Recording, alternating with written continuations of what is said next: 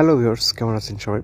আজকে কথা বলতে যাচ্ছি মোশাররফ করিমের নাটক ড্রিমলাইট নিয়ে। সরি এটা নাটক নয়, চরকি অরিজিনাল ফিল্ম। তো মুভিটার মধ্যে রয়েছে ফারসা ইভান, জীবন এবং মোশাররফ করিম।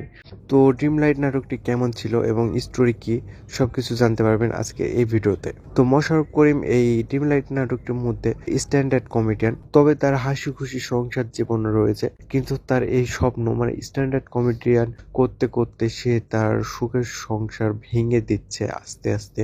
তো কেন সে ভেঙে দিচ্ছে, কিভাবে সে ভেঙে দিচ্ছে, সে স্ট্যান্ডার্ড কমেডি করতে করতে সে একটি মেয়ের উপর আকৃষ্ট হয়ে যায় এবং সেই মেয়েটির পিছনে পড়ে থাকতে থাকতে আর কি সে তার সংসার পর্যন্ত ভাঙা ভাঙা অবস্থায় চলে যায়। তো আরো কি কি হয় সবকিছু এই ভিডিওতে স্পয়লার করব না। তো এখন বলবো নাটকটি আসলে কেমন ছিল। তো নাটকটি মোটামুটি ভালোই ছিল, তবে সব জায়গাতে কমেডি কাজ করেনি। কিছু কিছু জায়গায় কমেডি আসলে অনেক সুন্দর ছিল, মানে হাসার মতো কমেডি। তবে অনেক জায়গায় কমেডিগুলো কাজ করেনি। আর মুভিটির মধ্যে যে শেষের দিকে ইমোশনাল সিন ছিল সেগুলো অনেকটা কাজ করেনি। তবে নাটকটি অ্যাভারেজ। আর মোশাররফ করিমের অ্যাক্টিং, তার পারফরমেন্স সবকিছু ওভারঅল একদম নাটকটি মোটামুটি ভালো পর্যায়ে নিয়ে গেছে। তো আমি বলবো আপনি যদি মোশাররফ করিমের ফ্যান হয়ে থাকেন তাহলে অবশ্যই নাটকটি দেখবেন। সরি, নাটক বলছি, নাটক নয়, মুভি।